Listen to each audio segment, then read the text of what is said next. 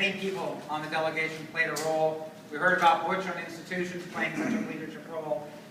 Kevin, particularly on mental health oversight and also on healthcare, Senate healthcare, has been a critical partner. And I wanted Kevin to say a word on behalf of the entire Rutland delegation. Kevin? Thank you, Tom. And actually, the governor wasn't stretching it when he talked about this has been a crisis for a decade. When I entered the Senate 10 years ago, my first term I was on the Government Operations Committee, and we were scratching our head trying to figure out what to do with the recent deaths and how to move forward with the threat of the loss of federal funds. And it's been an uphill battle since then. There were commissions formed. We had the best and the brightest working on trying to find a solution. And it all came down to trying to figure out how we were ever going to cobble together the millions of dollars that were necessary to move forward.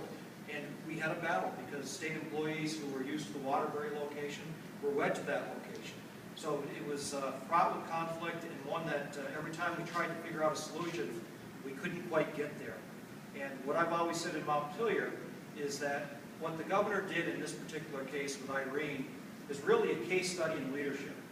Because he looked at his team and he figured who best could handle the situation, the blow that we were dealt with after Irene. He picked Patrick Flood, and that's my line that I've been using in Montpelier for the last year, is it takes a flood. And it wasn't just Irene,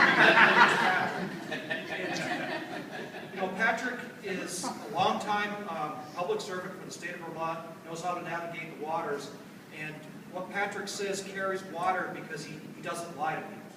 He's built up a lot of trust. He tells you the truth. You may not want to hear what he has to say, but he tells you the truth. And the governor made it a great decision to shuffle some chairs and move some people around, put Patrick in place. And really, we had an opportunity because of that to say, if we wanted to design a mental health system in today's world, how would we do it? And if it hadn't been for that flood, I don't think we would ever be able to get to the point that we've gotten to today.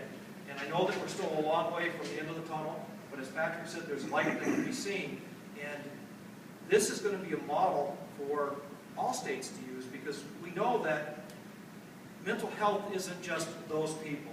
If we are honest with ourselves, we all have somebody in our family or a friend or a classmate or somebody that we know about that has struggled with mental health issues.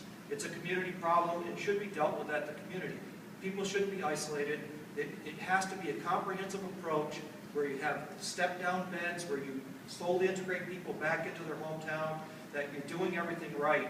And it would have been easy for Rutland Regional to say, this is too much for us to handle. We've got enough on our plate. Let's just let somebody else deal with this situation. But that's not what happened. The Rutland community came together under Tom's leadership and really said, we want to be a part of the solution. And so it made our work so much easier. And as the previous speaker said, this wasn't a partisan issue. I mean, at least the Rutland delegation, we love working together. Senator Kara, Senator Floyd, and myself love working together with Bill as majority leader. We knew the votes were there. I don't think anybody voted against this bill, did they, Bill? No. And then on the House side, the great surprise was the huge work done by Butch Shaw on the Institutions Committee. He ended up being on the conference committee with us as we were haggling out the final details. And it was just what could be done if everybody just puts aside everything else and just works on the end game, works on the common goal, and do what's right for the state of Vermont. And Governor, again, your leadership decisions at the beginning were key to this whole success, because without Patrick, we would not have gotten there. I've been down this road too many times, and I know what would have happened if he was able to pull off the impossible, and we're here today because of that.